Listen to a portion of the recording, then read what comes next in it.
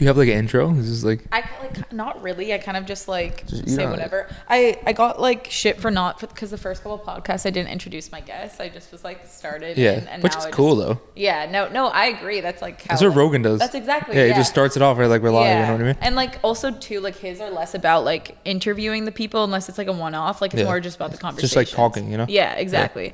Yeah. This is Dillon. Dillon is a MMA fighter under Bellator. Yeah. And yeah, that's pretty good. Shit, yeah.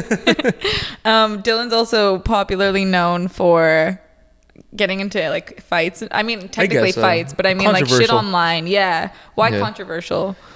I think I know how to push people's buttons, and then it just ends up kind of happening. I don't know. I'm good at just knowing what to do, you know?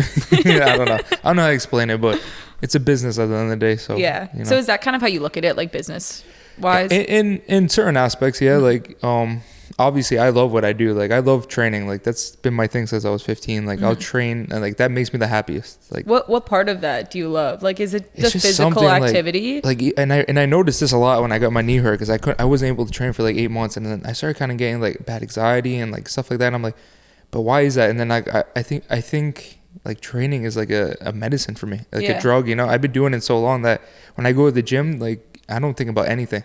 So when I'm on those mats, like I literally like something like there's could be an earthquake happening. I don't think about it at all. And I always had that when I was a kid. I was just like, if I had like a bad day at school, or if I had like, you know, I didn't feel well or something, once you go to the gym, it's kind of like a drug. So yeah, I don't know. I in that aspect I love, like I do this for the love of it. But when it comes to getting punched in the face and doing all this stuff and like affecting my life, like, you know, like when I'm 50 years old and I have kids and like maybe I'm slurring my words, it's a business, you know. I want to get paid for it. I don't care about that. But like, so when it comes to martial arts, I love it. But business, I definitely, you know, you got to get paid for what you're doing. Yeah, totally. And I guess it was kind of like a therapy for you as a kid, because like that was like your one place where like you could get your mind off of shit. Yeah, and the thing is too, like, I mean, obviously people go through school, you know, like school's tough sometimes, especially like when I don't know, like I didn't really like school, you know. I used to have folders, and I used to hold it and like look at moves and stuff like that. So I didn't really like being at school. I didn't really like the situation I was in with school, and I thought it was just like getting away. And I used to hang out with like all the guys at the gym that were older. I was the only kid in the gym, and I feel like I matured fast because I had a bunch of adults around me, which was cooler. I liked hanging out with the adults more than the kids my age. I never went to any parties, nothing. In high school, I didn't go to one party. I didn't drink, nothing. I just wanted to be the best at what I was doing. So yeah, and in a way, it was a therapy, I feel like. And was it kind of an escape? Yeah, you could say. I feel. Yeah, I don't know. It's just like once you get like, I don't know, you probably go to the gym and stuff. You probably have something that makes you feel like that, you know. So it's just like a good feeling when you're you know, doing something you love and getting better at something. And at the time when I was younger, a lot of the older guys were so strong, and like I wanted to beat them so bad, and like that's all I used to think about. I used to go home crying and stuff like that, because like if some guy would beat me up or something like that, and I was like 15, he was like 30 something, you know. Yeah. And I would go home like, why the fuck can't I beat this guy? And it used to drive me crazy, like literal crazy. Like I would actually go home and cry and like be like, yo, I had to fucking figure out how to beat these guys. And like that drove me to a different level, you know. So that's how it started. Like it was in, like people antagonizing you, being like, I want to beat these guys. Yeah, it's not. But it's just you just want, like, it's a competitiveness in you. And like I feel like in school, like when you don't do good at what they say you should be good at, they label you as like stupid, as and someone that's not gonna make it anywhere, you know. Like, and I had that with my parents. Like they used to bring my parents or my mom into school and be like, oh, like, why are you letting him train? Like, he's never gonna go anywhere. He's like, if you're not gonna let him go to college, like, what kind of mom are you? And stuff like that, like, for real. And I'd be like, trust me, like, I'm gonna make it in what I want to do. Like, and I feel like still nowadays that if a kid doesn't succeed in the school or something like that, it's like he's a failure, you know. Yeah. But I feel like maybe just make him do what he wants to do, and then he's gonna end up putting all his passion into it, you know what I mean? Like, I don't like math, I don't like science, so like I'm not gonna go to school and like be so passionate about it. But you put jiu-jitsu in front of me, like I'm like a fucking scientist, you know? Well, that's the thing, is there's so many different ways to measure intelligence. School just measures like a couple veins of intelligence, versus where you had like a very insane physical intelligence. Not only that, but like it takes like a really strong mindset to do it, just to have the discipline to do it. Like that's not like some stupid boy shit. That's really hard. That's fucking 12 years of every single day, twice a day, literally dedicating. Like you think like, I mean, I'm still a kid. Like I obviously want to hang out with like girls and go to fucking parties and stuff, but I dedicated my life to doing what I wanted to do, you know? And I'm pretty sure you go through the same thing where people are just doubt you. And like when you're 16, 15, no matter how tough you are, when teachers are saying to your parents like, oh, he's going to be nobody, like he has like a fucking learning disability or something like that, it fucks with your head. Yeah. You know? So I think at that point I wanted to prove everybody wrong so bad too that I was just like always in the gym, you know? What was the learning disability? Dyslexia or something? No, I never actually had a learning disability, but whenever they just assumed okay. Because I wasn't doing good in school and I just wanted to sleep all day and like do something. They got me drug tested all the time. Yeah, always. And you just always passed. 4 times I got, yeah, I swear to God. And they were like, "Oh, you're smoking weed," and I don't like to smoke weed. That's not my thing. I didn't drink nothing. Yeah. So they would bring me like they would put me in the nurse's office. I couldn't leave. I had to go get drug tested, and I'm like, okay, it's fine with me. But like, would you skip school? No, never. You just like showed up. Which is crazy because a lot of people are like, oh, you never skip school. Like everybody used to do it. I was like so much of a pussy that I didn't skip school. I'd be like, yo, I'm gonna get in fucking trouble, you know? Yeah. I just go after school, go take a nap, and then go to training, you know? I think now people need to understand that you don't need to be in school to be good at something, you know what I mean? Yeah, no, completely. You know? Was jiu-jitsu the first thing that you tried? So actually the way I got started in jiu-jitsu, it's a very like crazy story, but like, so I had this kid that was like kind of like, not picking on me, but like kind of always fucking with me, you know? And I was like, one day I was like, dude, let's just fucking fight. It was like, it was like out of a movie. So like, wait, how old were you at this point? I was in 7th grade, so I don't know how old I would be. I think probably like 15 or 14. And you hadn't started at jiu-jitsu, no martial arts yet? My best friend was a wrestler, though, so he used to kind of fuck around doing moves and shit like that. But so it was like out of a movie. So we like walk. So we're like on a park. You had to go like walk underground into like some place. And it was like in a circle. So me and him were in a circle. So we fight, and I end up choking him out, which is a funny thing, you know? And they're like, yo, start the fuck back over. Like, that's not a fight. Who was saying that? Like, who was saying his, like, friends. Okay. So I had to, like, fight him again. And I was like, oh, what the fuck? I beat this kid already. Like, you know what I mean? And I was like, it was so funny. I was like, why the fuck do I have to fight this kid again? Like, I don't want to do that. Like, I already choked him out. So they started it back over. And then I, like, punched him a couple times, and I choked him out again. So these motherfuckers took my book bag, and, like, they put it in the mud. They, like, fucking, like, yo, you're not leaving. Like, you're fucking pussy for doing that. And I was like, dude, that's a fight. Like, I tapped him, whatever. Yeah, twice. Yeah, exactly. And then, so what happened was, so I went home. And then I kept getting messages. Back then, MySpace was like the thing. Yeah. You know? So I was getting messages on like MySpace saying like, "Yo, like we're gonna fuck you up in school. Watch when you go home. We're gonna kill you." Like, and I was like, "Fuck." So I was like, I need to learn how to fight. You know. So I think me and my friend at the time we watched like a UFC, and I was like on the ground. And he was a wrestler. He's like, "Yo, just do jiu-jitsu or something." And I found it in a magazine, and I ended up like just going and never stopping. Why jiu-jitsu? Were you naturally good? Were you? Yeah. When you tried all of this, okay. What was the learning curve like for you? To be honest, I didn't stick with boxing and Muay Thai because I didn't like the way it was taught. Like, it would be hard to explain, but like I just didn't like the way it was taught. And jiu-jitsu is more of, because I was very scrawny. I didn't really do. I mean, I did sports, but I was like kind of skinny and stuff. I wasn't very talented when I first started. I couldn't even do one push-up when I started. Like literally one push-up I couldn't do, and they used to make fun of me all the time. Like, I could do a push-up, and then like a year in, I started getting better, getting more man strength too. Like that's a big thing, you know. I don't know. I just fell in love with it. At the start, were you like, was your mindset like, I'm going to be the best, or what was it at the time? I always, I was kind of like that, but like obviously I was a little bit like doubtful of myself, but I always expected a higher standard for myself. I feel like if you don't hold yourself to a higher standard, it just needs to be, it needs to be passion. Without passion, you can't do anything, you know?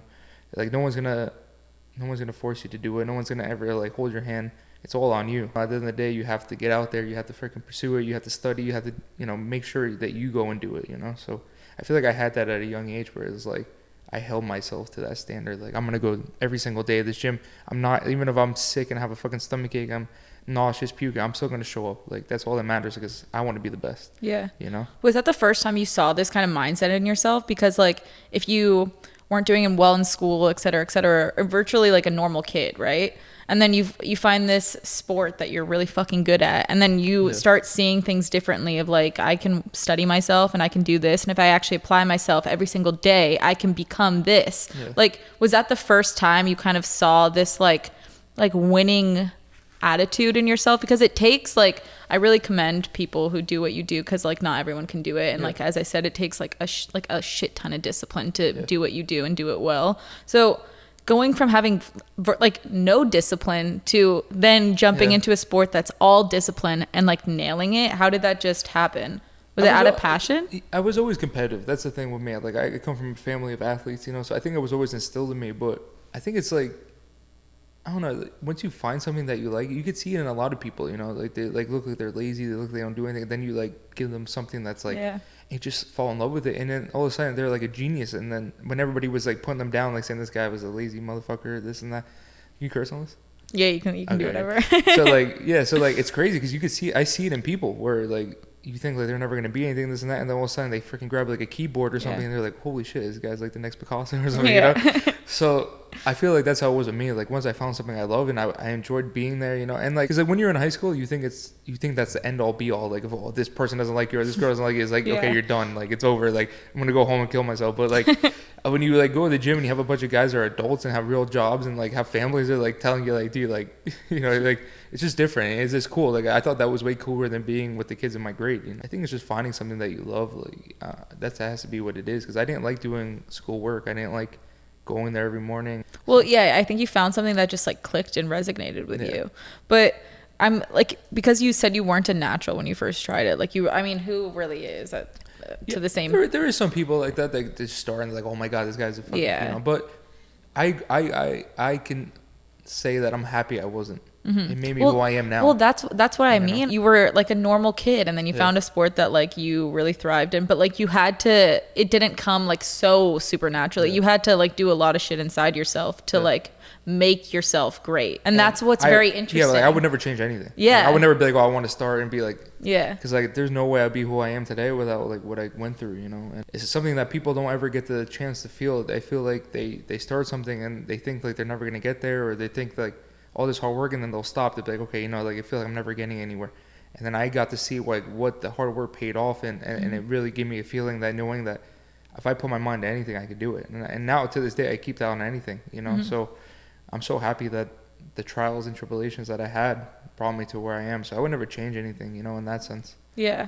I mean, also too, like that mentality of like, now I actually understand what people say when they mean like, if you set your mind to it, you can achieve it. You're like, I totally see this now. Yeah, everybody used to say that to me in the gym, like, well, if you like really want it, listen. And then like when you were a kid, you're like, oh, that's bullshit, like whatever. Like, yeah, no, I everybody's thought the same thing. I was like, fuck off. Yeah, exactly. And then it's like, then you fucking once you see it firsthand and you feel it, and you start being a world champion and beating guys that are training from all over the world. When I come from a place in Jersey, which is a good feeling, you know, so proving that you're the best is the best feeling in the world. So is that kind of the addictive feeling for you? It's like you're addicted to like the outcome of winning, or are you addicted to fighting? I love to fight. I could fight like in a bar like on fucking Saturday, or like, you know, I love to fight in that sense. It's just who I am, you know. Like I love street fights. I mean, obviously, I'm not saying it like that. I just it is. No, I don't. I think it's funny. Yeah, I love it. Like I honestly love it. Like I'll fight someone like right. You know what I mean? It's just in me. It's just in my blood. Like I just love it. Like it gives me like, I don't know. I just love to do it. Like I really do. But when I compete, I like to prove that like I'm my brand. You know, I like to prove that I'm the best, and like what I do is the best in that sense, and represent the people that taught me, and the people that put so much time and effort into me. That makes me have a great satisfaction too. And I see it too when I win. I like guys that train me or like train with me since I was 15, like are so happy, you know, and it gives them such a good feeling too. So like it feels good to like represent people and represent yourself, and obviously the hard work you put into it, you know. That feeling of wanting to fight or like needing to fight, I mean, it's obviously more common in guys because testosterone and whatnot. But so I don't relate to that feeling. So to you, when like if you were to describe it, is it more like a volatile thing? Is it a competitive thing? Is it aggression? Is it like is it power? Because not to say any of them are wrong. Like but, I don't. It's not my world, but I'm interested in it. In that sense, when you get to like the kind of level I'm at, you have to kind of be like a dick. You have to kind of be where it's like a quote, like you don't get anything you don't deserve. You know. So like if I'm being someone, like it's not my fault. Like you just didn't work hard enough, or you didn't do what you had to do. So I agree. I don't feel bad for anybody. Like you have to get what you deserve. So like in my sense, when I go fight, like I just know like what I put into it. I put that in my head since I was a kid. No one's gonna ever take anything from you that you don't let them. You know. So like I always like you have to kill me. You know. That's how, and that's my sense. Like I'm gonna literally give everything I have until like I'm dead. Like I don't mind dying. Compete. I really don't. Like I could say that like. That would be the best way for me to die, because that's the thing that I love to do. Like, you know, I get scared of dying in my sleep or in a plane crash because I'm not doing what I love. So there's a lot of people that don't feel that way, which pisses me off. You know, like there's a lot of guys that go out there and compete or fight where they're not willing to die. They have other avenues. They have other. Do you think that shows though in their performance? 100%. Yeah, I think. Well, so. then it shows. Yeah, you it know? does. But but don't like so like for me, it's like I don't ever feel petty for anybody. You know, so it's a fucking cruel game. You know. Well, you're not taking anything away from anybody if you win. You were just better. Yeah, They're not exactly. oppressed by you. You just strive for it more than they did. Yeah. So you shouldn't feel bad because you just worked at it exactly. harder. So, but the thing is, for normal people, they don't understand what it feels like to not like give a shit about someone else. You know, like how can you go in there and fuck this guy up, or how can you go in there? That's not what I mean. Like I don't think you lack empathy. I think I more or less mean like after I do feel not empathy, but I feel for them. You know, I can see them crying on the corner. You know, they have their parents there. They're fucking. But the thing is like that doesn't bother me before. But after you're like, all right, you know, like shake his hand, like you know, you're a good man, you know, stuff like that. But it's you or him.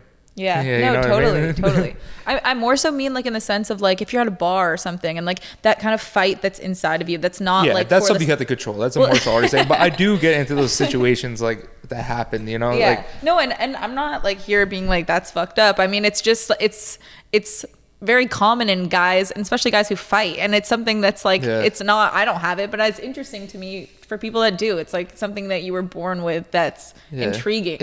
It's I don't know how to explain it. It's just it obviously like depends on the situation that you're in, you know. And I remember being with you one time that it was like my ex-boyfriend and I was talking to a guy and you whispered to my ex, you're like, do you want me to kill this guy? And I remember that. And that was like a serious situation. And he was like, no, he was like, yo, you were being dead serious. Yeah, no, I remember that. I do remember that. But because I didn't think your ex could fight, really. So I was like, I'm going to have his back, you know, because at the time we filmed the whole day. Yeah. And like I was like hanging with him all day. So I was like, all right, I'm cool with him, you know. And then I was like, I don't think he could take this. And I could tell he was like generally upset that like he was like, you were talking to the dudes. I don't know. I was like, I was going to have his back. But like, yeah. No, I love it. Yeah. It was so funny though. No, but I do remember that. I remember being like, this guy doesn't fuck around. But I think it would have probably been a bad idea to do that because that would have been. I mean, yeah. Yeah, we probably would have been all over the place. Yeah, it was a lot, yeah. Same names, but we probably wouldn't have been good. Yeah. Do you ever have to like restrain yourself from, because like you know that you have this kind of like physical power of like, I could kill you or I could at least like beat you the fuck up if I wanted to. So like having that power under your belt, because like not everyone possesses that. It's pretty cool. Yeah. Do you ever get tempted to but kind of use it? But a lot of guys, when they drink, think they have that. Well, yeah, but that's the thing is but sober, you know you have it. That's the difference. Yeah. So like knowing that you have like this capability, do you ever get tempted in moments of rage or like slight anger of like why, like to use it for self gain? No, I mean, because I've been doing it so long and I have such a good discipline on myself. But when it comes to like other people that I love and like their situations, I get kind of hot-headed with that. Like protective? You know? Yeah, I get protective. Yeah, I would never like hurt someone if that didn't deserve it in a sense. You know what I mean? Like I don't ever like walk around like looking for a fight. Never. Usually it's always just me defending myself or doing something like that. But yeah, I mean, obviously you get those feelings, but like you learn how to be a martial artist and how to have, you know, that's one of the things of being, you know, a martial artist and a black belt or like, you know, in doing jiu-jitsu your whole life is calmness and knowing your surroundings and knowing how to like nullify. And if it comes to a situation where I need to do it, then I'll do it. But I mean, I've been in situations where I'm like telling I'm like, dude, you're gonna get hurt. And then if it turns into that, then I'm doing it, you know. So, but like I try to warn them most of the time because like I'm so calm in like those kind of situations where most people wouldn't be, you know. So I think that's like my special power because of jiu-jitsu, the calmness. And the thing is like most people are like, would you be scared to get punched? I mean, yeah. It'd probably hurt, right? Yeah, I mean, but like to me, like I get punched every single day, like 3,000 times, 3 times a day. So like, what is this guy? What do I fear? You know, nothing. So obviously, it's different with weapons. Yeah. You know that then it becomes something else. You know? But completely. I think that might be my special power is that I'm so calm in those kind of situations. Yeah. You know. So what do you think like some tools jiu-jitsu's taught you that have helped you in your everyday life? Because like I know nothing about jiu-jitsu other than awareness, like being aware of my surroundings, always watching everything, knowing where you are at all times, knowing what's going on is very, like one of my first instructors was always big on that, like knowing where you are, knowing what's around you, no matter what the situation is.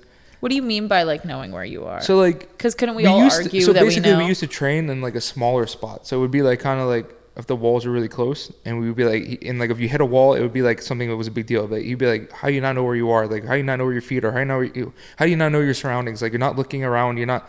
he was always really big on that. Like always, like if you hit a wall, it was like you had to do like fucking 100 push-ups, and that's always stuck with me till this day. Like whenever I'm in any situation, I know everything. Like I'm looking everywhere. I'm looking at this person. I'll look at this, the way this person's staring at me, or looking at someone I'm with, or I'm very aware of everything that's going on in this life now, especially nowadays. You never want to be caught like, you know, in a vulnerable situation, you know, and especially now I'm so hated, and there's a lot of things that go on in my life, you know, that I had to make sure I'm always like on top. That discipline, always like the discipline that I learned from martial arts, I can carry into anything. I feel. Yeah. I literally feel like I can do anything in this. I feel like I could play in the NBA if I really had that. I get what you're saying. But yeah. that's how I feel, because I know how disciplined I am. If I put my heart into something, there's no one that can stop me. I really do feel that way. And discipline wise, there's so much. Martial arts really like teach you just how to be like overall good person, you know. And that's why I think that every kid should train. It's the best form of combat. It's the best form of changing yourself, you know. Discipline is the biggest thing in this life, I feel. If you don't have discipline, freedom. You can't do anything, yeah, you know? If you don't have it, you're not free. And the thing is, it's hard to teach someone that doesn't have discipline, you know. How did you learn discipline? Just, I feel like the people that were around me, you know, good people around me. You better show up today, you better be at the gym. And then eventually it became such a habit that if I wasn't there, I felt like I wasted a day of my life, you know. So I feel. So is that kind of what helps you, is like looking at your, like being more appreciative of your life? Yeah, that's a day wasted. And I think you agree with me. Like, I feel like the people that you have around you is a big thing, you know. Totally. Like if you're around people that are lazy and like don't have any ambition or have any goals, you're gonna fall into that slumber, you know. Like sometimes you have bad days. Everybody does. I can go to the gym and get tapped 50 times by some guy that's fucking terrible, but it's about showing up the next day, you know. There's a lot of people that don't, and I've seen it over the years. I've seen people that like, oh my god, this guy's like the next thing, this, and then gone. And then now they're working like a construction job. They're like, you know, like I didn't want to go every day. Like I got so lazy. And they could have been so good, you know. And the reason I feel like I got to where I am because I just never stopped. And I showed up every day, you know. That's the difference between someone being good based on like natural talent, because they lack the drive that it takes if you don't have natural talent to like put in the work every single day, because they were given a gift, but at the same time it doesn't really help them. I also don't like that quote though. I feel like you ever heard that quote? It's like hard work beats talent when talent doesn't work hard. You know? But like I was always like, I don't care how hard the talent works. You know what I mean? I'm still gonna beat you. Yeah, exactly. But like talent is how much you put in. You know, like I became talented in a year or two. Like everybody's like, this kid's the next phenom. He's gonna be in the fucking goddamn, you know, this and that. Like but like I wasn't like that when I first started. But like if you saw me a year in, everybody's like, this kid's the fucking next thing. Like this and that. You know, so. Talent is all about how much you're dedicated. And that's all it is. I mean, obviously there's people that start something, they're like amazing, but you know, it's like outliers. But that's the thing, is like, you make yourself talented, and even the people who are like naturally talented, they've just been like applying themselves at this without maybe possibly knowing that kind of looks like natural talent. Maybe. Yeah, exactly. And with martial arts too, it's like, I mean, it might be a little bit different for you, but like in what you do, you have to be smart and like brand yourself. Like you could be the best person, the best martial artist in the world. I mean, it depends on what you want to do, but if you want to make a living for yourself, you have to be smart with it. Like, you know, there's so many people that work so hard and they never get noticed, and they never, I mean, it's probably the same thing in your business. Like, you know, you have to, you gotta do what you gotta do. Like you don't, like I said this today on this thing, but like love doesn't pay your bills, you know. You have to be smart, and like you could be the best in the world and all and that, but you can also never make it anywhere because you don't know how to brand yourself or know how to do stuff like that. And that's a big thing that people don't understand, you know. So is that kind of like, because you say like I'm hated, because I don't think of you as hated, but maybe that's not. I mean, like are you actually hated? Yeah, I mean, you know that. Well, I know you're controversial, but I wouldn't say you're hated. I'm pretty hated. But like there's a quote. It's like one week I'm hated, one week they love me, but both weeks I get paid. Yeah, no, it's true, absolutely. But most of the time that do you get paid more when you're hated? I would say so, because most people want to watch you get knocked out, you know. Like there's so many people that are like, yo, I hate this guy so much. I literally gonna go on a Saturday night and spend $100 or $60 to watch him get knocked out. Which I'm still getting the money either way. You know what I mean? You know. Did you start your career off kind of doing it just the standard way, like fighting, not really getting involved in drama online, and kind of just going about your business? Like, how did it? I mean, like I got kicked out. I don't know if you know, but I got kicked out like the most. Like, so my teacher is the best ever in jiu-jitsu. Like it's like hands down, he's the greatest ever. And how did you get to work with him? So basically, when I started off in Jersey, and I got to a point in my life where I was a brown belt, and I was like the best in my gym. Yeah. And Wait, so how old were you when you started getting good at jiu-jitsu? Like when did people start being like, this kid's actually fucking insane? When I went to the city. Okay. Yeah, because that's when I started winning the big ones that were like, it was like, I had like a crazy run at brown belt that's like legendary, you know? But like before that, I was in Jersey, and I told like all the teachers used to tell my mom like, yo, if he doesn't go to college, he's never gonna be anything, this and that. And I told her like, I don't care if I have to mop the floors every single day in the gym, I'm gonna be the best. And at one point in my gym, I started getting so good that like no one wanted to train me really, or they did want to train me. It was like they would stay away. They would kind of want to really roll with me. So then at one point I was like, I have to go somewhere else. Like I'm not gonna be the best in the world here. Like it's not gonna happen. Like no, it's a bunch of. There's a difference between wanting to be a world champion and then training with hobbyists. I don't know, that might be the same thing for in your business. Like, there's a difference between someone that wants to be the best or someone that's just trying to do it to get by. Yeah. So I went to the city, and I ended up training with Marcelo Garcia, and then living there and like training with him for like until I was 21. Got my black belt under him, won like 4 like world titles, and then he took a liking to me. We were friends. He took me under his wing in a sense and stuff like that. And then I started having problems with him because I was kind of like getting more, because I have this like my personality is like, I'll roast you and my friend, I'll talk some shit like, but like it pissed me off that when you know someone, like it'll be like me and you talking, and then you see me like talking shit, I'm like, you know who I am though. You're not gonna like be like, yo, like fuck you, I'm never talking to you again. Yeah. And it got to that point where it was like he was so like upset about it because it was like against everything he believed in, and we were what was against everything he believed just in? The way I was acting. Like, I mean, the thing is too is that you gotta do what you gotta do. And did he start mistaking you like lashing out as people as your character is what you mean? The thing is, he knew, but he still acted like he didn't know. You know what I mean? Like, how are you gonna like kick me out of the gym and do this whole thing when you know me as a person? When I go to your house and play video games with you, when I go and take care of your kids and hang out with them and like do this every single day, when you're gonna compare that to me talking about someone I'm gonna go fight. Yeah. And that's trying to take my fucking living away from me. That's trying to take my brain cells and make me a vegetable the rest of my life. So what was his argument? Like, what would he have said? Oh, you gotta do it for the love of it. And I'm like, yeah, I do it for the love of it, but the love don't pay my bills. You like, you know what I mean? Like, I get it. Like, okay, I can go sit in the gym every day and be broken and fucking live in a fucking shed, but I'm putting my life on the line.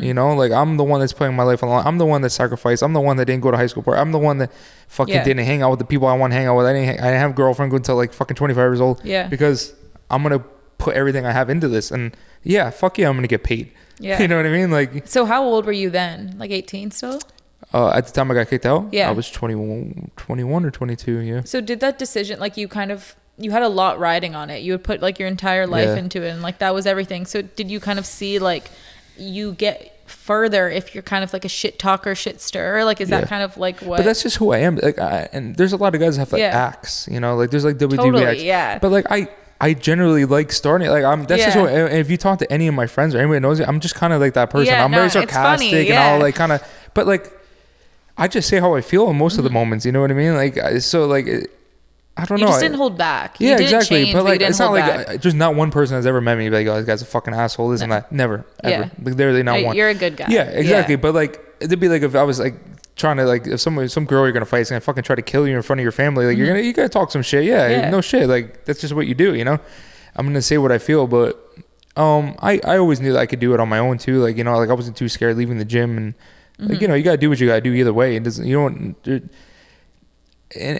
in a way, you probably feel the same way, but no one can hold your hand through this. You have to do it yourself. Yeah. You really do. And it doesn't matter what you do. You could be fucking mopping the floors at McDonald's. Yeah. If you want to be the best at that, you're going to do it yourself. Yeah. There's no one that's ever going to hold your hand through this, and just in anything. Like, one of the hardest lessons in life to learn is that like you are in it by it's yourself. You. It's you. Yeah. At the end of the day, it doesn't matter how many people love you, this and that, you got to do it yourself. And if you don't do it, you're not going to do it, So that's the thing you have to realize in life. So like, when I got kicked out, or like when he told me not to come back, I'm still gonna do the same thing I'm doing, Did that kind of fuel you to be better, or like what would you say your kind of motivation and fuel for your like furnace is, like what makes you do this every day? I think that motivation and kind of stuff like that. But like what motivates you? Like, what is it? Is it to win? Is it to prove people wrong? I think it's something that you have in your heart. Like, I feel like motivation, like videos and stuff like that, it's just a facade in a sense. If you don't love it and you don't have passion for it, you're never going to do it. Okay, maybe you might be good for like a week, you might be good for a month, but show me someone that does it for 10 years. You know, like there's no video, there's no fucking motivation that's going to get you there. It has to be something that you have in your heart, and it's something you have in your head. There's no motivation that's going to make you wake up at fucking 6 a.m. every morning for 10 years and go to the gym. You know, it has to be something that you have inside you, and you can't teach that. You know, and that's why there's certain people that get to the top and there's certain people that don't. And and like that philosophy goes into anything, you know, what you do. So do you get fulfillment from this? Like, does this make your life? This is my life. Yeah. In a sense, like this is all. I'm not good at anything else. I'm not gonna be a fucking, you know, math tutor. Like this is what I do. This is like everything that I ever been. It's the only person I've ever been. It's the only thing that ever made me make people happy. It's the only thing that's ever made me happy. It's your purpose. Yeah, exactly. You know, so you find that, and that's just who I am. Like now, like I haven't been able to train for a couple months because I've been hurt. And what happened? I blew my knee out in training. Yeah. In training? Yeah, 7.5 hour surgery I had. Jesus Christ. Yeah. It shows you like what's important. You know, sometimes in this life that I fell into the stupidness of the fame of it. You know, like in. You know, you have to like realize what's important. You know, why you started, why you love it, why you do this. Because like when you start off as like a jiu-jitsu kid, you know, like you don't have anything. Like no girls like you don't have this and that, you don't have anything. You know, you're just some fucking kid. But then all of a sudden you get some popularity, and then like you get everything. You get fucking free this, free that, like girls coming over, this and that, and you fall into stupid shit. You know, and I feel like I had to like, you know, diversify like what was important. That's something that happens in everybody's life. You know, when you start getting the things that you like never had, you fall into it, and you just have to decide what's more important. And that's where I'm at, where I've been at, like, where I know what makes me happy. You know, not this fake happiness in a sense. You know, or just like the awareness to see above yourself of like, I am falling into this. And you gotta realize like who's really there for you and who's not. Like, who's there for you when it's happening, when no one is. Yeah, exactly. But there's moments that people act like they are, like, oh my god, I'm your best friend, like, and then all of a sudden like you lose one fight, where the fuck are all these people, you know? It's just your mom, you know. Like you thank God I haven't lost that. I'm pretty good, been out, but I have seen it. Yeah, I mean, you just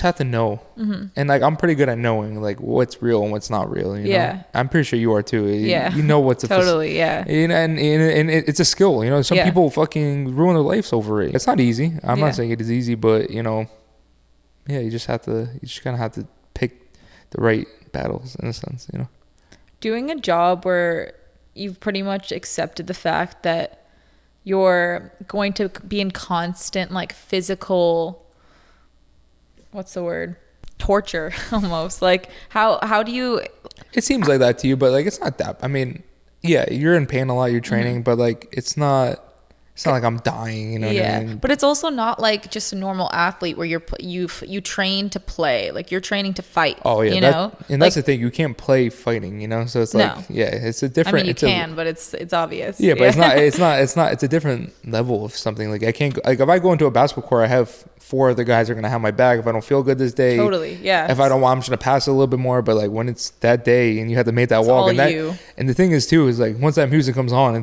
you have to still walk. It doesn't matter how fucking feel like different, indifferent. It doesn't make a difference. You still have to go, and you have another guy trying to kill you. And you got to realize too, like these people that you're fighting, they have a lot. Like they have way more. Like they have the same feelings I have. They have. They're running, maybe have to pay for their kids' baby food. They have to make sure their freaking baby mama's happy, or you know, something like that. Like they have a lot in their head too. Totally. So they're coming to kill you, you know, and they're not gonna give up easy either. So you have to be ready, you know. And it's a like primitive feeling when you get into a cage and the pin drops and the fucking cage is locked in and you're with another person. It's like gladiators. Like okay, either I'm getting out of this cage or he's getting out of this cage, and it's a fucking crazy feeling. So I love it though, you know, like that's why I love, like once you're in there, it's like, okay, it's me or you, and it's definitely not going to be me. So, you know what I mean? That's how I see it. I'm like, definitely not going to be me. And as you should see it. Yeah, exactly. You know, if you don't see it like that, then you shouldn't be fighting anyway. But I agree. Do you think you've desensitized a little bit? I mean, I guess you kind of have to, like, to the idea of pain and a lot of pain. Pain? Or does it still scare you today? No. I don't. I've been through a lot of pain in my life. I've been through a lot. I mean, I've broken arms. I've broken a lot of things. All from all my fingers are broken. Like, I have like a lot of pain, but pain doesn't scare me. No, you know. Did it scare you as a kid, or is that something you kind of developed over? Yeah, I mean, you start out and you kind of get used to it. But I was just always a tough kid. Like I used to break my ankle and my knee, and like I would just keep training. I would tape it up to like, you know, if I break a finger, you tape it to another finger. If your elbow pops out, I used to put it in my belt. Like, so, I swear, yeah, we were just I trust you. crazy motherfuckers.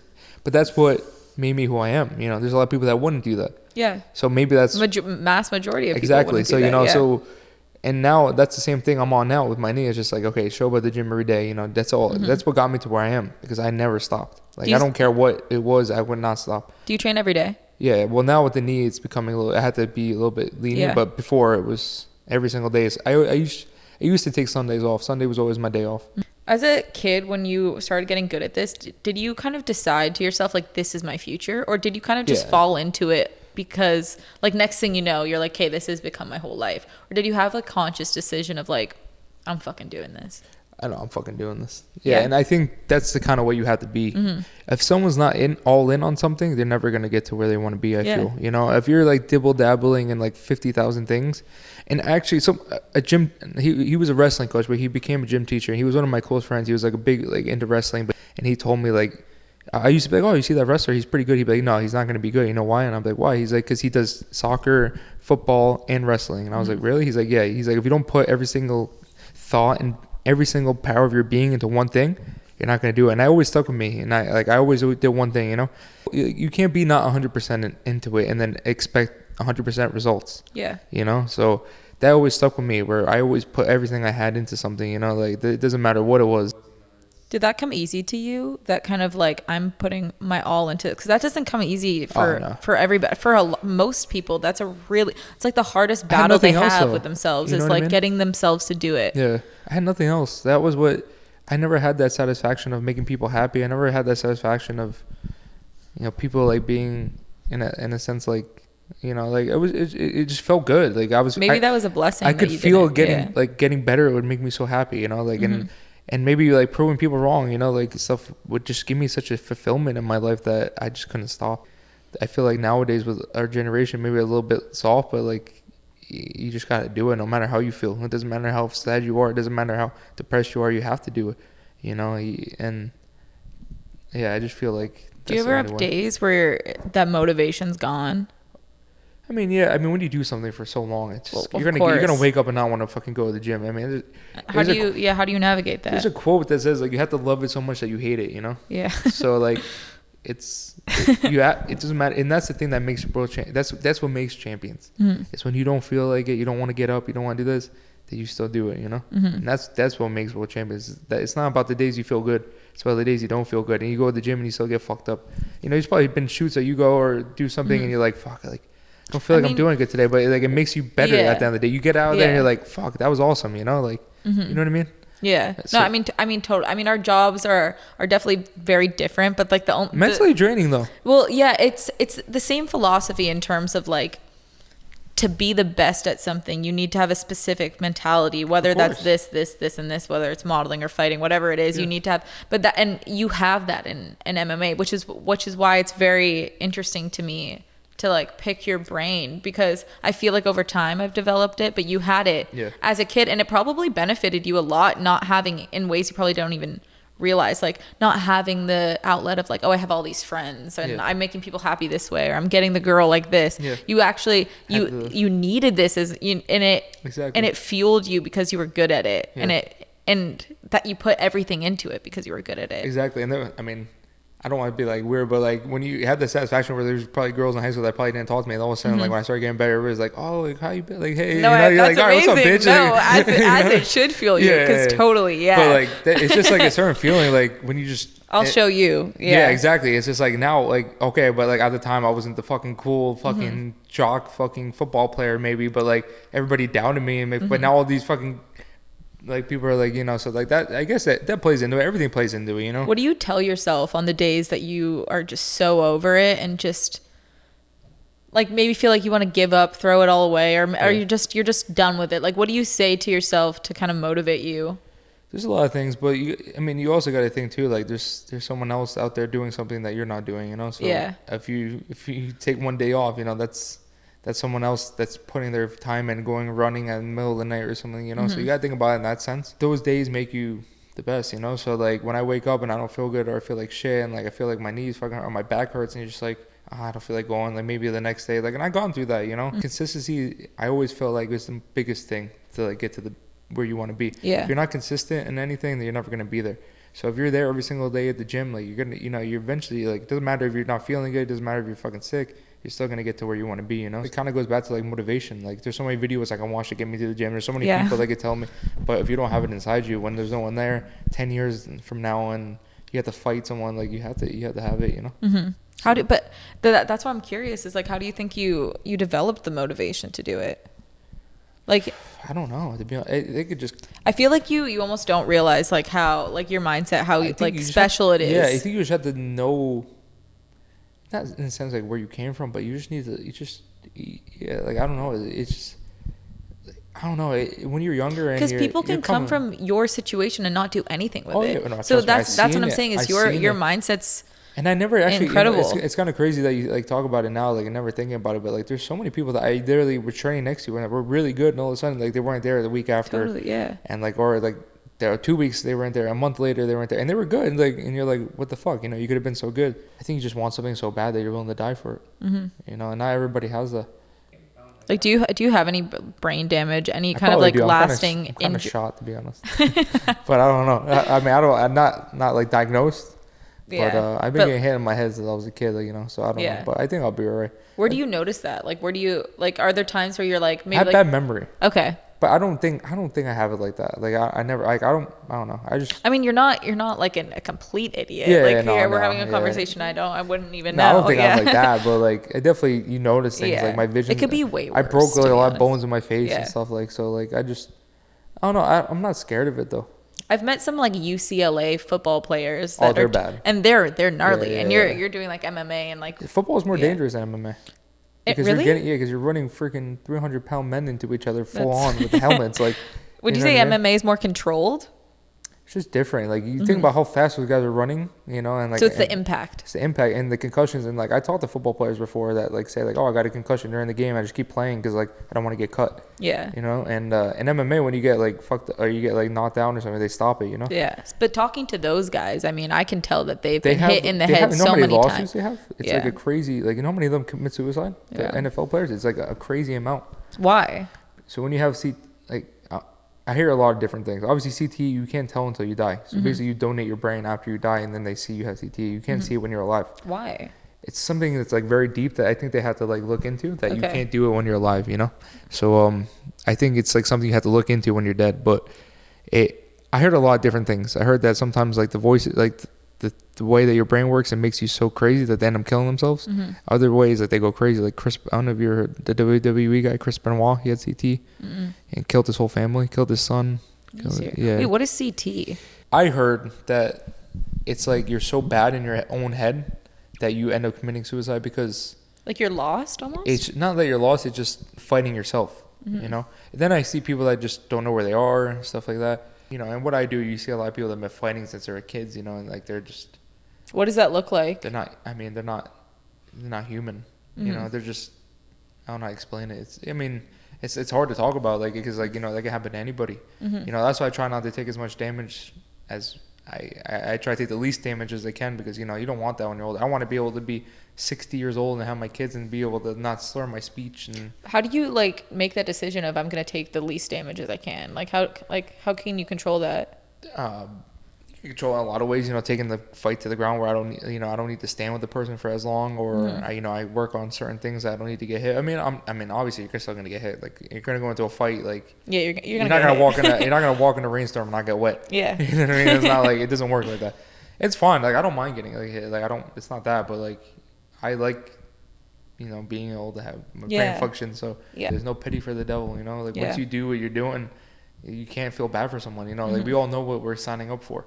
So it's the same thing with football. Like people are like, oh, like CTE, this and that, but everybody knows what they're signing up for, But in football, they would actually be better if they had no padding. They wouldn't get as much brain damage.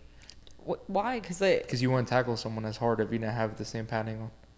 Like if you had no padding on right now, you're gonna tackle somebody. You're gonna do it more efficiently than. It's true. They're in like their own little bubbles attacking each other. So that's why they actually think like so. Rugby is not as bad because the way they tackle each other is a lot different. You know what I mean? Skin to skin. Yeah, exactly. So like I'm not gonna run head down into your freaking legs if I don't have a helmet. So I think one day I think it will be like that. But the thing is like. You think one day will actually be without padding? I think so. They were actually. I think it was close to getting passed. I'm not 100% sure. I'm not a big football guy, but I think it was. But the thing is like the fans want to see that. Yeah. They want to see people running into each other, you know? So yeah. it's like hard. If it's going to lose numbers, they're not going to do it ever. Yeah, but and that goes with anything. Exactly. But like rugby's not that popular. So it's like, yeah, you don't well, know. and maybe it's because they're not hitting each other. Exactly. You know, so that's the thing is like a lot of fans are like, oh, I want to see these guys freaking stand and bang and knock each other out. But like they don't care about like freaking them 10 years down the line. You know? Yeah. What do you feel before a fight? Are you nervous? There's a lot of things. I think there's a lot of emotions that go into it. Like if I told you you're gonna fight someone on fucking Saturday night and you knew you were like this person's gonna fight you in front of millions of people half naked, like what are you gonna feel? Yeah. You're gonna be like, what the fuck? You know, it's fucking nerve wracking. Yeah. I don't get too nervous with it. You know, like what certain do you people feel do like? though. Is it anxiety? Certain people do. I got to the point where I feel like when you're this good, you don't feel pressure. You know, like I get to the point where I'm like, I feel invincible. You know, and once. You know, no matter what feelings you have, once you get into there, like once I touch my feet on the ground, like these mats have been the same mats that I've been there when I was 15. Yeah. So I'm like, holy shit, like this is what I do. And like I don't get any nerves, you know. Like once I touch those mats, I'm like, you know, that'd be like, I don't know, I just know that it's feeling. Like putting a fish into water. Yeah, exactly. Yeah. So no matter like all the crowd, this and that, and how many people want to see me lose, how many people are booing, how many people are cheering. Once I touch those, I'm like, okay, I know what I'm doing. You know, it's nothing for me. You know, doubt seeps in when you don't work hard. You know. If you do every single thing right every single day, you're not gonna have doubt because no matter what the outcome is, if you know what you did every single day was right, then you're not gonna have win or lose. Win or lose is what? Like what is losing really? You know, like it's just learning. I feel a lot of people are so fixated on the outcome, a lot of things that they forget about why they're doing it. Why is it fun? Why they love it? You know. So. Do you ever have moments where you kind of forget why you're doing it? Yeah, but then I do. You know, I do go through those kind of like, okay, like holy shit, like what? And then you're like, okay, like I remember like that kid that fucking was so hungry, this and that, you know, like. But everybody goes through that, especially when you're doing something for so long. Totally, you know, it's hard to part stay that fucking hungry on motherfucker. Yeah, exactly. You know, is getting lost. Exactly, and especially like certain like even now, like I hate coming out late and doing stuff, and I'm just like fuck, I hate flying and stuff. But you know, sometimes it's like you gotta just do stuff. You know, you gotta take chances. You got to go and be out of your comfort zone. Like, yeah, do I want to be in my own bed right now just sleeping? But like, no, I'm talking about like not for this, but just coming down late. Like, your comfort zone. And a lot of people don't want to leave their comfort zone, you know? So like, there's so many like opportunities in this world that people don't capitalize on because they don't want to get out of their comfort zone. You know what I mean? And I feel like, yeah. It's actually really interesting because you're very smart and it's a good example. Did you feel like you didn't know me before this? No. I knew you had to be smart to do what you do. Yeah. And it's just interesting to me that like you didn't like your school thought you were stupid, but you have all of these capabilities that not one of those fucking teachers would ever have. Like the best part is asking my teachers not to like talk to those guys. I'm like, yo, like ask them like, and, you know, I swear to God, like the one dude that was like my biggest doubter, asked for tickets now to my fights. And what do you say? And I'm okay, I don't want to say what I say, but like, you know what I mean? Like, it's just so funny how it works. Like in life, all those people are. Did you say I don't want to say what I say? Like, oh, like sign this for my kid or something. I'm like, dude, you were such an asshole to me, dude. But that's like you never motivated me. You were like, yo, if I didn't go to college, you literally told my mom, if I don't go to college, like, what are you doing? Like, why you're like putting her down for like letting me do what I want to do. You know, I was very lucky though. Like, there's a lot of people that don't have parents, or I only have like one, but like. There's a lot of people that have parents that don't let them do what they want to do. And my mom always believed in me, you know, like she was always like, okay, like, and a lot of people don't have that. Yeah. You know what I mean? So I was very lucky in that sense. You know, I had someone that believed in me and let me do what I wanted to do and end up working out. But like, I'm all for anybody trying something, but I'm not for anybody that doesn't do anything, you know, like you had to go out there and try, you know what I mean? Like you're probably the same way, you know, you probably have like people that you like look at like after like, you know, you want them to succeed in what they want to do, but there's so many people that don't believe in what their capabilities are that they never even try. Yeah. And then now all of a sudden they're 30 years old and they're not doing anything. You're like, you're so talented, you know, and that's one thing that bothers me is like talent that's wasted, you know? Yeah. So, wasted potential. Yeah, exactly. Yeah. You know? Yeah. And I'm pretty sure you feel the same way. You've seen it. You've probably seen people that go through the ranks or, you know, and it's a sad thing. The fake happiness, like what we were talking about, consumes a lot of people, you know? I feel like a lot of people don't understand what we talk about that's real, you know, and they end up falling into this thing. They get into a depressed state. Or maybe they had a girl and they break up and all of a sudden now they're in like this state in the mind where they're drinking all the time or they're doing drugs and they're trying to fulfill what's not real, you know? Like, do you find like because like of what you do, like you have a insane amount of like mental toughness, right? Yeah. And like strength. Are you able, like you say, like you see fighters like that have girlfriends and kind of fall off the wagon or whatever it is. Yeah. Like because of these skills you developed and like this muscle you've been working out of like determination, discipline, whatnot, like that you can kind of use those tools in your emotional life, or not really? Do they they're different worlds? I think so. Yeah. Yeah, I think they definitely go over, you know, like you're trying to say like just the mental toughness and everything kind of go into like if you told state. yourself like I'm gonna get over this, like could you just get over it because of the skills you've acquired? You know, Mike Tyson said a crazy thing. I was like, there's no tougher defeat than heartbreak. Yeah. You know, and love is a fucking mad thing. So as much as you could tell yourself to get over something, it's hard with that kind of stuff. It is. Well, that's why I asked, like, is now thinking about it, I'm like, is emotions just like its own world outside of discipline, outside of I'll tell you, training like, your brain? Yeah, I'll tell you what I kind of find, like, when you put your emotions towards something that's not like meaningful, I feel like that. But like if I go to the gym every day and I'm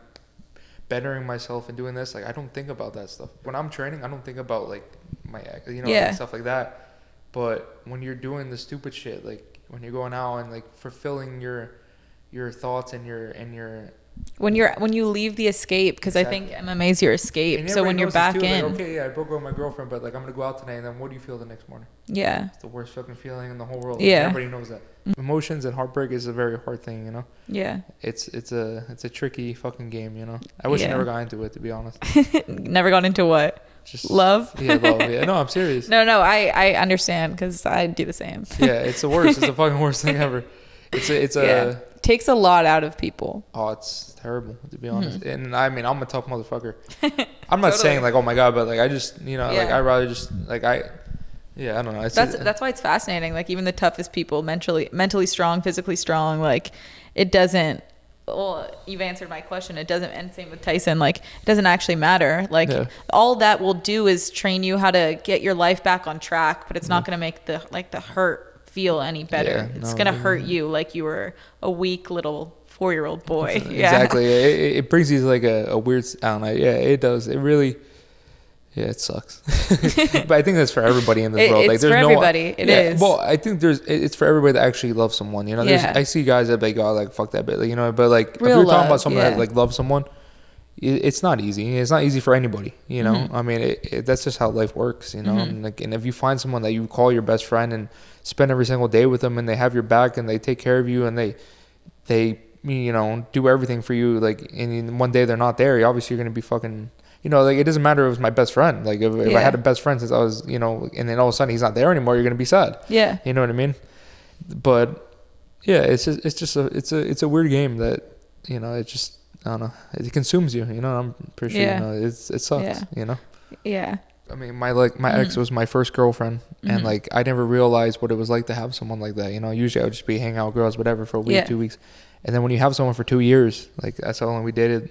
And it's just like, and then all of a sudden they're not there. It's a weird feeling, you know. Obviously it sucks. It fucking, you know, beats you down. But you got to put your emotions towards something that, you know, is important. You know, not the fake stuff. Because if you put it towards the fake stuff, it's gonna end up hurting you in the long run. You know. Yeah. Because like I've been through bad times in my life, you know, and there's no stronger person that pulls himself out of dark times. You know. Yeah. And like everybody knows that. So yeah, I wouldn't say like it's just a weak thing, but I feel when you put what I learned in my sense, I could say, I guess, so then I'm not like putting on people, but what I learned in my sense is that if you put your emotions and your sadness and your, I don't know, all those emotions towards something that's more important than going out and that fake fulfillment for 3 hours is way better than the feeling in the long run. You know? Especially for me, like that's like, I'd rather spend those days training than being hungover in bed and eating Five Guys. Yeah. You know what I mean? Five Guys, great. I love Five Guys. That's my favorite burger. Yeah, me too. It's the best burger. Best fries, it's better than In-N-Out. Yeah, no, I agree, actually. Really? Do you get everything on it? Like do you get the mushrooms and shit? I love mushrooms, but I actually don't. But I get mayo, lettuce, pickles, hot sauce, and something else. Ketchup? Mustard? No ketchup. Really? The face you made. No ketchup. Ketchup? I like hot sauce. That's why I'm a hot sauce guy. Interesting. Yeah. Do you eat ketchup with your fries, or you don't like ketchup? Period. I don't mind ketchup with the fries. I'm more of a Chipotle kind of mix. Oh, Chipotle mayo. Yeah. Oh, for sure. Yeah. But like, I feel like the burger from Five Guys, I don't think anything beats it. No, it's great. And then like when you order it, it's upside down. They just like have it all nailed. So good. I actually haven't gone to In-N-Out since I've been here, but I really want to go. But no, it's Five Guys is way better. I agree. Do you guys have Five Guys out here? And where? In LA? Yeah. There's Five Guys here. Really? Yeah. There's one. But the most important, the best is In-N-Out right here. Well, I like Five Guys better. I actually do. So I'd rather get a Five Guys In-N-Out. But if you're here, just get it In-N-Out. No, yeah, no, but at home, I love fucking Shake Shack is good, but it doesn't compare to Five Guys. No, Shake Shack's honestly shit compared to both of them. It's like it's all right. They have this one burger though that they have has a good chicken sandwich too. They have this one burger that has like these peppers on these red peppers. Oh my god, it's fucking delicious. What's it called? It's like the Sherry Shack or something. I love peppers though, so it has like these little like chopped like peppers on it. The spice, is it a spicy pepper? No, but they have just like a great flavor to it. It's delicious. But like I don't know if I could do like the hot one show. Like, no, you could definitely do the hot one. No way. You don't. I think that the last one's probably looks hot. I think that would be a good time to Should we order the sauces and do a show? Say it again. So we order the sauces. This is like the perfect table for it. I know. Honestly, I should bring food on here. One day. I'm gonna put add like a bunch of different segments onto this that it's like interviews ish and then like different random things. Well, I had a Tumblr for like 2.5 years where it like turned into like an advice column pretty much. Like girls really like this Tumblr and they and through conversating with other people in person, but people would often tell me to make a podcast, and I was just like, okay, my Tumblr people are saying that, and like random like people I was speaking to, so I was like, maybe I should just do this. And plus podcasts are like growing, and I watch podcasts all the time. That's all I watch is podcasts. I go to sleep on podcasts. I can't sleep without a podcast. I don't even watch. I stopped watching shows maybe a year and a half ago. Like I can't remember a new show I watched. What do you like to watch? I listen to Joe Rogan's. I listen to Duncan Trussell's. I listen to Armchair Expert with Dax Shepard, and then I like H3H. Do you like? They're great. One with Trisha's good, but like it's not. Do you watch the Frenemies? I watch everything. They're great. Their chemistry is ridiculous. I like because he like kind of puts her in check. Like you know what I mean? And he's so chill. Like he knows how to handle her, and she's like just so batshit crazy. I always liked him though. He's very like an honest dude. You know what I mean? Yeah, no, he's so. And his wife was. Keela, she's great too. Yeah, she has a good dynamic to it. You know. They're just both like really chill, like bearing it all in a very like calm. Oh, they're great. Sense. I like their podcast. They're awesome. What podcast do you listen to? I'm not gonna say I like Impulsive. No. I've seen a couple Impulsive episodes. No, he's not. I mean, he's not bad. No, those are jokes. I've only seen them because when Josie was dating Logan, I was like, I want to like support my friend's boyfriend. I've seen like a couple of their episodes, and they have a good podcast. They have a good like setup with like the three boys, and like they all like kind of. The silence is always filled. I'm only fucking around. You're like fucking give Logan credit right now. But no, I do love Joe Rogan. Like I listen to like every Joe Rogan. Like I like Alex Jones. Like over 200. Yeah. I mean, Alex Jones is ridiculous. Alex Jones. Yeah. Stop. He's amazing. Yeah. Wait, so are you a conspiracy guy? I mean, I think the world is flat. Shut the fuck up. I swear. You're lying to me that you think the world is flat. If you look at an eyeball, right? Don't do this. You want me to do this? No. Do you actually think? Okay, but you look at an eyeball. Think about the middle is flat. No? Real? Think about that. I have chills. Think about it. Okay, if you look at an eyeball. Wait, I can't tell if you're fucking with me. I'm not fucking with you. You're making me laugh because you're like giggly. If you look at an eyeball, right, it looks like a circle, but in the middle it's flat. What do you mean in the middle it's flat? So if you like look up the like dynamic of an eyeball, like the middle is like completely flat. So it's like technically it looks round from the outside, but it's flat. So you're saying if I took my eyeball right out here, it would be flat? No, the eyeball's round, but I'm talking about in the inside, it's flat. I'm sure there's a part of if you dissected part of anything. Yeah, but think about it. If you were flying, you would just fly into the. You know what I mean?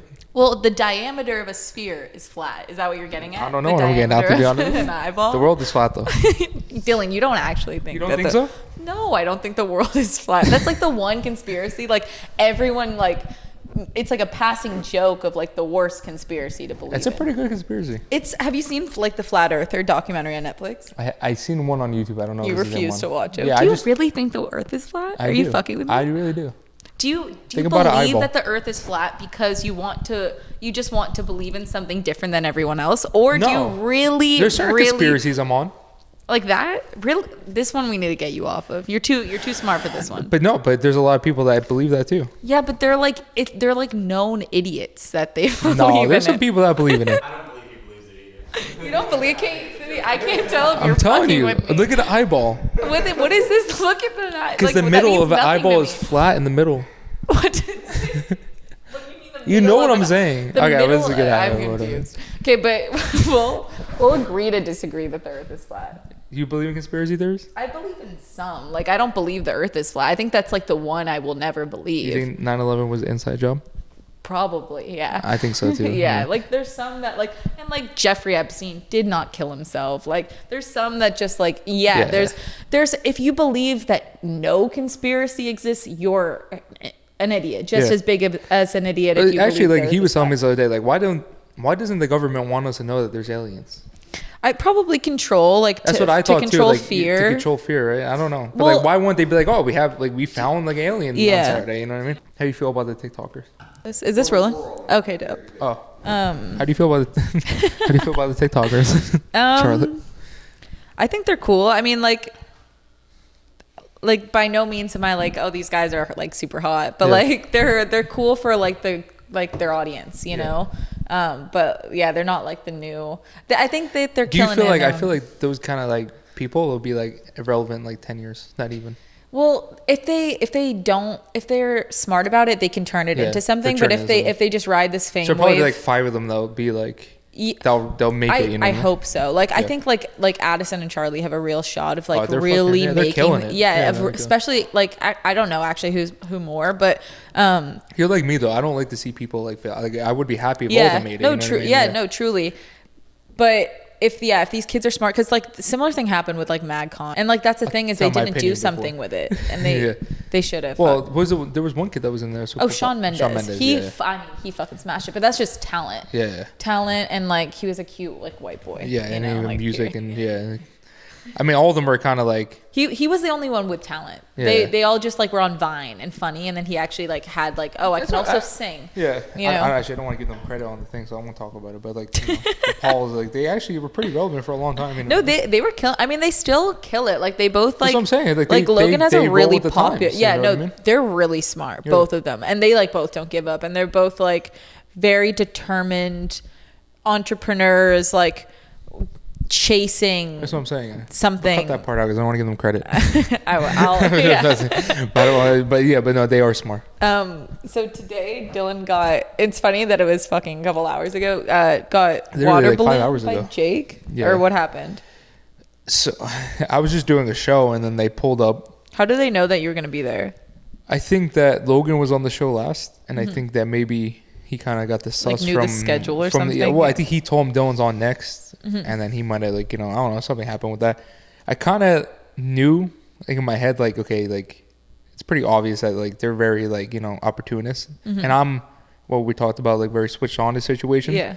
But I didn't know how they would do it, so I kind of was just up, and then I'm just doing the thing, and like I once you get how this is when you start doing podcasts or anything, like you just kind of get into a flow state. You're just talking, you know, and all of a sudden I hear this motherfucker calling. I'm like, seriously, like, like I'm like talking, you know what I mean? Did like you I'm knew just, like, instantly it was Jake? Yeah, but the thing with me and him lately is he's been very disrespectful. It's disrespectful towards one of my best friend's wife or girlfriend, and Is this all public? all public. Okay. Yeah. Like his last post, he was calling out my one of my close friends is. And that's like not boxing anymore. That's more like fighting words in a sense. So I knew it didn't matter if I saw him there, if I saw him at a party, or if I saw him at a fucking Whole Foods or at a fucking anywhere. Like I'm gonna hit him, and that was it. Like I'm hitting him on sight, like that, and that's how I saw the whole situation. Yeah. So when I saw them come, I was like, okay, I'm gonna run and punch him. And the thing was, he was sitting on top, and then his friend was closer to the bottom, so I was gonna punch his friend. So I was like, I'm gonna sock him, I'm gonna take all of them, or I might jump on top of the car and fight both of them. And when I got close, they ended up driving away, and I didn't get the chance. They made sure you had no chance. Oh yeah, they were in a car. But the thing is like he knows he's not. I mean, he's not a stupid kid, like he knows what would happen if one of them would have got off the car or the car would have stopped. Because like I wasn't stopping, and like I would have hurt both of them, and it would have been bad, or I would have fucked up their car, either one. Yeah. So it doesn't make a difference. But I'm definitely brainstorming now how to get retaliate. So we'll see. It's like because I know that they like Logan's about to fight fight Floyd Mayweather, right? Yeah. But like, that how doesn't do they mean get anything. in these situations? These are popular, you know, and I think you can just do that? I think Floyd is at that time in his life where he's not the guy anymore, you know, and I think he doesn't like that, like, younger people might not know him, you know, when he goes out. He likes to go out. He's a partier, you know, he's always out.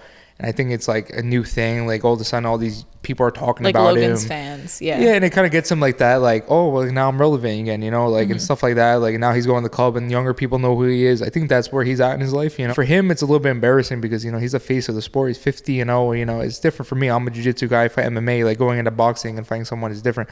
But, like, it's like Michael Jordan playing, like, me in basketball for fucking, you know, it's just it's just stupid. But I get where, you know, I get the money, I get the whole thing, but I think that's where Floyd is at. And $5 million, you can't really. Exactly. Like, you know what I mean? that's like, yeah, I mean, like, money talks. So yeah, I'm not gonna go against that either. And you know what I mean? It's an easy win for him too. Exactly. Yeah. You know, and yeah, I mean, it's just for him, it looks stupid. Yeah. But, like, I get it. You know, I get both sides of it. You know. Yeah. I don't follow this, so I don't know if this is common, but, like, do guys who don't play, or, like, not play, I guess, like, fight and compete in MMA professionally, like, is this a common thing for them to just challenge, like, random guys, but like, guys will challenge followers, you know. So is this new? Like, you've just started to see this where guys who have traction and they followers. started with the KSI and the Joe Weller thing, and then, like, it kind of went on to Logan, and then Jake wanted to do it, you know. So this is recent. But the thing is like, no one's gonna pay attention if you don't have, like, you know, Jake has like, what, 15 million followers or something like that. So then it has traction behind it. So it's different than just like a normal person calling someone out. So obviously it brings money, it brings views, and it brings a different audience too. Like, there's different audience between, like, 1 million followers in MMA or 1 million followers in, like, a different scene, like in YouTube, or, you know, younger audience, or anything. You know what I mean? So has it kind of changed MMA a little bit? No, not in a sense. I mean, no one has really, like, he doesn't really call people out that are not popular. Yeah. You know what I mean? Like, he's not stupid. Jake? Yeah. Yeah. So, like, he'll only call people that are popular anyway. So, like, it's not really get chased. It's not like he's, like, calling out, like, every fighter. You know what I mean? Like, he knows where his bread is buttered, you know? Like, he knows that, like, I have the same kind of audience and kind of, like, you know what I mean? Like, so, like, he's smart with what he does. He's not going to, like, fight someone that has no name, you know? It might have changed it in the sense where a lot of people are, like, he pisses a lot of people off where they want to fight him, which is kind of, like, you got to relax. Like, you know, he's obviously trolling and being a turd. He doesn't, you know, like, if he was really about it, he would have got off the card today. You know what I mean? Like, you really want to fight me. Yeah. And, like, this whole thing that he's talking about fucking people's wives, which is not boxing words. You know what I mean? Like, right now, I was saying this to him today. Like, if you were like, yo, fuck you, like, this and that, I'm not going to be like, hold on a second, let me go get these gloves. And, like, we're going to fight. Yeah. No, we'd be fighting. You know what I mean? Like, we're fucking punching each other. We're not going to be like, oh, hold on a second. Let me go get these 3-minute rounds. We have to have 12-ounce gloves and fucking. So it's. Do you plan on fighting Jake, or is this kind of just? It's in negotiations. Yeah. Yeah, we're in negotiations. Yeah, but he doesn't want to fight me. He wants to box me. So it's not a fight. It's not a free fight. In a free fight, you can do whatever you want. You know, like, I could take you down. I can do spinning back fists. I could do any kind of style. It's any martial art. It's like a free for all. So, like, that would be like me and you got into a street fight. You know. Yeah. There's anything goes. Obviously, besides the unified rules of throwing strikes and pulling hair. And, like, I'm not known as a boxer. You know, I'm known as a ground guy, but. You know, at the end of the day, like, he knows, you know, I mean, if he didn't know, he would have been off that car today. We would have seen what happened. Him and all his friends would have been severely injured. Bad. No, like, bad. Especially the state that I was in. I was in a bad mood. I was going to fuck all of them up. So, he knows what was up. I wish he got out of the car, or I got on top of the car, you know? I don't know. It's a game, too, you know? Like, I'm not, like, oblivious to the game. I'm not like one of those old heads that, like, okay, what the fuck are they doing? Like, You're definitely not oblivious. I know they're showmen. You know, like, I know they're not. Yeah. Like, okay, we're gonna go jump. Like, like, I know he's not stupid. If he knows if he would have got out of that car, it was over. So, like, he's creating buzz first. Yeah, of course. Yeah. And I get it. It is what it is. But when you talk certain words, it crosses a line. You know. Yeah. Like, when you talk about someone's wife, or you talk about someone's girl, or you talk about, it's a different line. You know what I mean? Like. It happened to me before where someone said something about my mom, and I ended up showing up at their gym and trying to, like, break their kneecaps. You know, like, it's a different level, you know, when you talk about family or someone's wife, you know. Yeah. I'm pretty sure it's the same thing for you. If someone talk about someone that you love, it crosses a different line if someone just says that you're ugly or something like that. You know what I mean? Totally. Like, when you go at someone. Like, I can take it. Exactly. But don't go at someone that, you know, that this is an innocent person that's had my back. You know what I mean? So that crosses a line. It was a different level from what the words he was talking. You know, like, those are, like, getting hurt. Words, or I don't, you know, obviously I can't say too much, but, like, those are getting, like, seriously hurt words, you know. So how are, like, those guys kind of looked at, like, from someone, like, who actually is properly in the industry? But the thing is with in my industry, because it's pretty like yeah, but in my industry, it's like very like they don't understand that game yet. Yeah. Like that, the whole media game, the whole buzz game. I feel like you're actually probably one of the first people in your sport that just totally gets the value of it. I mean, Carl is the best to do it. He's the one that fucking did it to the highest level. But there's a lot of guys that don't understand it. Like, I began texts all that, like, you better fucking kill him. I'm like, dude, like, you don't understand. These guys are not really about it. You know what I mean? Like, I get, like, they're making money. Yeah. And they, but the other people are like thinking like on the other end of it where it's like, oh, this whole crazy thing. I'm like, dude, you don't understand. Like, they're pussies. Like, it is what it is. It is. But they're good at what they do, but they're not like really what they do. You know what I mean? So you have to see it at both ends. And like, obviously I have that like killer in me that like, I was going to fucking kill them today. But like right now it's not like, oh my God, like Jake Paul fucking, you know, I really don't give a shit. Yeah. You know what I mean? Like, it doesn't really make me fucking not sleep at night. You know what I mean? But certain people do. Yeah. Certain people are like, holy shit, this is crazy. Like, I'm not going to, like, I can't even train anymore because I'm thinking about this guy. How can he be over me? And I dealt with that in my whole life. Like, I'm 22-0 and I took opportunities from guys I've been training for 30 years. So I get it. Like, it's just how it works. But after like something like today happens where it's like he kind of just like sucker punched you in a sense, like he gave you no room to retaliate, and like he knew that's what, he called me, not called me slacking, but he called me in a situation where I'm doing an interview and like I'm not with a lot of people and like I don't have anything to throw and like, you know what I mean?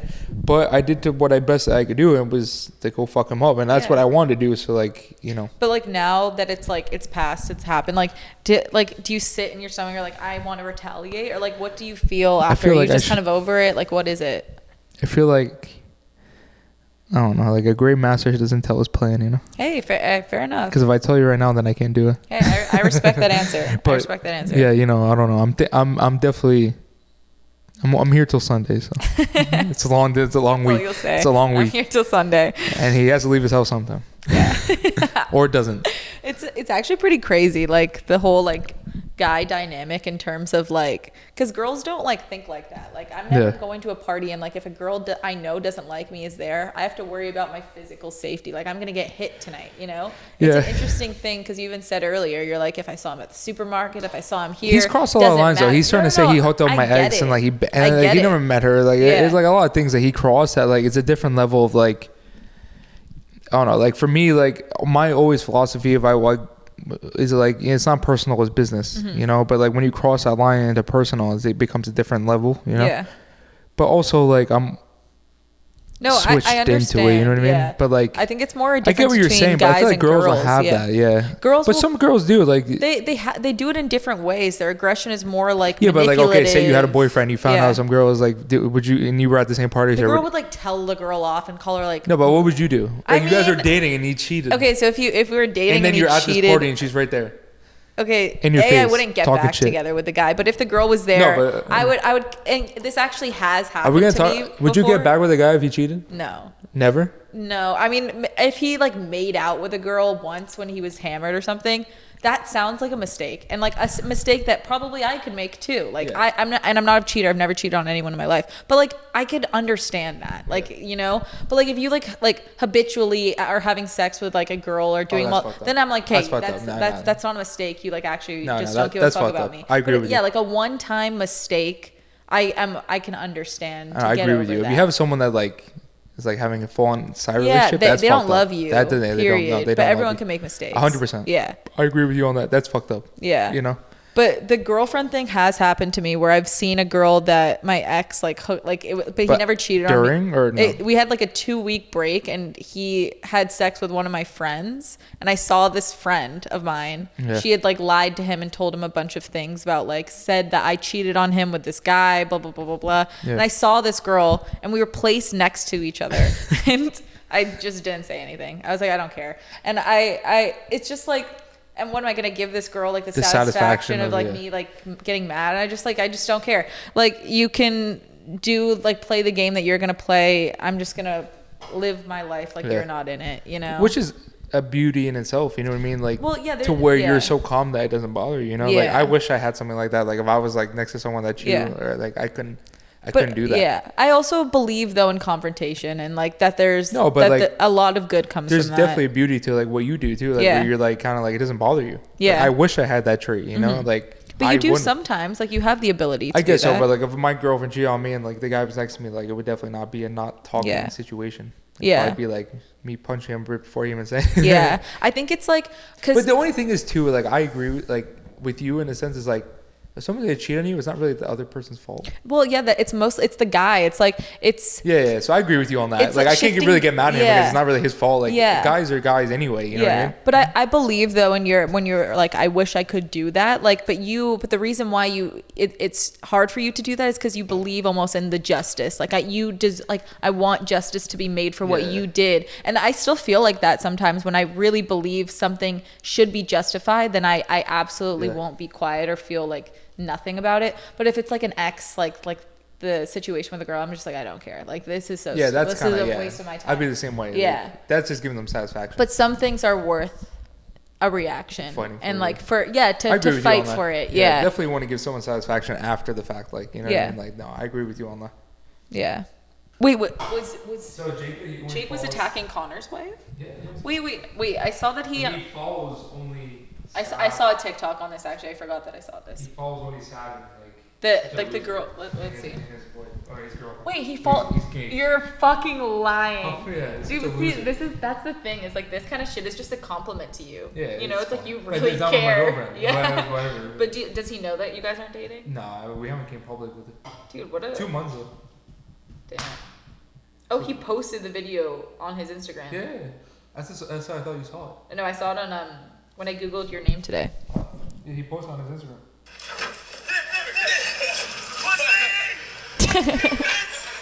Yeah, it's just like whole.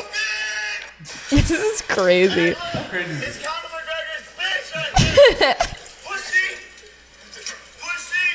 No, it's funny. I wasn't on this podcast. I didn't like music. Say it again. I didn't know you like the same music as me. You like the Chili Peppers. Yeah. Wait. How did you know? Or yeah. Oh yeah. Like a lot of people now, I have learned to find out that don't like him. Jake? Yeah. Well, Jake just has a rep of being like a shit disturber. You know what I mean? But, like, and he doesn't have any friends. I don't want to say it's on camera, but like Logan is actually not that bad. No, Logan isn't bad. Like I've met him and I even met him when I was like younger, like when I was like 17, like when I first met Jake. Jake wanted me to join Team 10. Really? And I didn't. My dad actually designed their logo. I just like it wasn't for me. I never identified as like that. The thing with because I watched kind of your things. Yeah. But I saw you don't talk to your dad, yeah? No, I don't talk to my dad. I mean, you said he doesn't have your number. Yeah, he doesn't have my phone number, but he also lives in Thailand, so like I don't see him that much. In Thailand? Yeah, he moved to Thailand like 2 years ago. Yeah, so but no, we're not close, and it's not like dramatic. Like I'm happier than like if. I'm actually like significantly happier in the last 2 years. So, but yeah, no, I don't.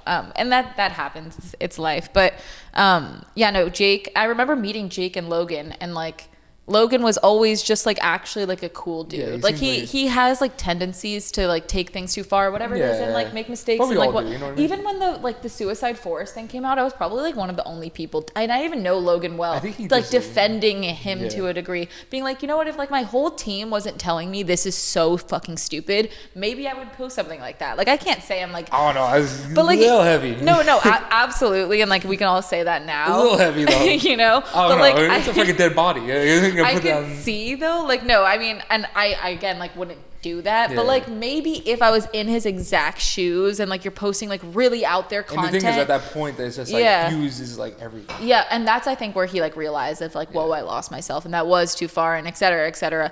But I think also too like being the most hated person in the world for a period of time, whether it's a day, it changes you. So he's like really humbled out. I think with like the views thing is too, it's like, oh, how can I get more views? Like, what is the next? It's so toxic. And then you fall into like a mindset where it's just like you don't become like human anymore. You're just like views. You're like a machine. Yeah, like I just need to like, and I see that and that.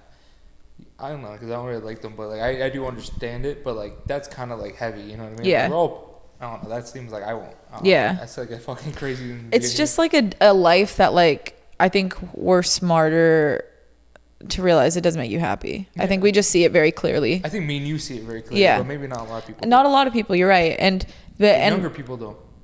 Well, people just prioritize as much access, as much power, and as much fame and as much money as possible, and think that's it. They think that's actually the dream. But you know, that's gonna make them happy. It's not. Oh, it does. It alienates you. Successful, most famous people end up, you know, look at Robin Williams. Yeah, Well, Robin Williams. Yeah. Exactly. So well, like, there's so many people that have so much money and they're depressed and Owen Wilson tried killing himself. There's a lot of Owen people. Wilson did? Yeah. Damn. Yeah. And not recently, but this. But is just, like, yeah. There's a lot of people. Look, Vince Vaughn has like fucking 20 DUIs. Yeah. You know, like. Yeah. It's. Not, There's a price to all of this. Exactly. You know. So even when you get to that fame and that where you think you want to be, you're still the same person. Yeah. You know what I mean? You think it's gonna make you happy. Yeah. This is the whole thing. And like you probably have lost a lot of people too. Exactly. You know, it's hard to go about what. You're right on that. 100% on spot on. Like you don't treat some people a certain way that you should. That care about you more because you just rather have yes men. Yeah. You know, like some people that actually give you the real advice and the real shit and like care about you. You're like, oh come on, like because you have someone else that's like, oh dude, you're the man. You're fucking awesome. Totally. So that's where you're spot on. Like, and like your relationships aren't even as important to you. Like even the yes men, like you start filtering out you start bringing in the people that like root for you, and then you start taking out the real people, and then you just start devaluing relationships as a whole. Like does this benefit me? Yes, no. You're gonna make me more famous. You're gonna give me more money. This is what is interesting to me. You don't see people for what they are. Yeah, like what? How? You look at a room full of people, what they can value. And New like York is like that too, but LA is like a little bit worse. Yeah, no, absolutely. No one cares about what you. Like, no one cares about you here. Only what you offer. Yeah. They'll ask you literally when you meet them, oh, what do you do for? You know what I mean? Like. Yeah. But New York is not far off, but LA is like, you know what I mean? Yeah. It's LA. There's more individualism in New York. Like people care less about like who you know, and like if you yourself are cool, you're cool. Like here it's like you can be like cool and like a really good person, and like it doesn't matter here. But in life, it is who you know though. In a lot of situations it does. But not I get what you're saying though. Like it's not about like who's cool, but in life it's like a lot about who you know, because you won't get a lot of opportunities, or you won't get a lot of things that if you don't know someone, you know what I mean? Like that won't put you in that or introduce you to someone, or so it is a lot about that, but who you know, not what you know, which is like the sad truth. You can't treat other people differently than certain people, you know. That's where it becomes toxic, you know. It's having good character versus bad character. Exactly. And like good people with good character treat everyone the same and don't look at people. They look at people as people, not things to manipulate. I agree with a lot of quotes, but there's I think it was Muhammad Ali quote, but he said like, I'll never trust someone that treats the waiter different than the. And I agree with that. It's something that no, I've heard that quote before. Yeah. And it's such a red flag, actually. Like with anyone I meet, like seeing how they treat service staff or just anyone, just like a girl that comes up to them at the party. Like, are you going to dismiss them because they mean nothing to you? Or are you just going to be a human being? Exactly. You know what I mean? So it's a quote to live by. I mean, in reality, and you see it all the time, you know, and it's like a lot of people just be like, fuck, you know, fuck this person because you're not at my level. But like in reality, everybody's at the same level. Yeah. Dylan, thank you so much for coming on my podcast. Thank you for having me. It was Anytime. great. I actually I love this. This is great. I got to talk a lot more about like the way I think and stuff instead of just more like the surface stuff. Well, you have deeper stuff to say and like a lot of things. Yeah, but sometimes you share. just get like the surface. You know what I mean? You don't get like deep into stuff. So like I appreciate you having me on. Yeah, anytime. You're a great guest. I appreciate it. Thank you so much. Love you. Oh no, what time are you going? I was gonna like go after this or see what time they're. Call them and see. Because I'll. Can FaceTime me. Yeah, go ahead. Just roll with you. I don't know if that's okay with you.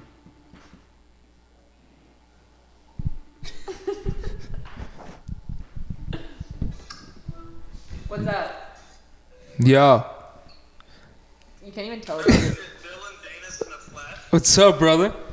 Yeah, if you don't beat the brakes off Jake. Bro, do you see what happened today? After today, you have to beat the brakes off. I got it, bro. You know that. I got to represent New York. You know that. It's all right if I roll with Charlotte to your place? Slide. Is that right? Is that all right or no? Yes, slide. All right, deal. I'll see you in a bit, yeah? All right, see you soon. Call Jake Paul. Tell him to come. All right, bye.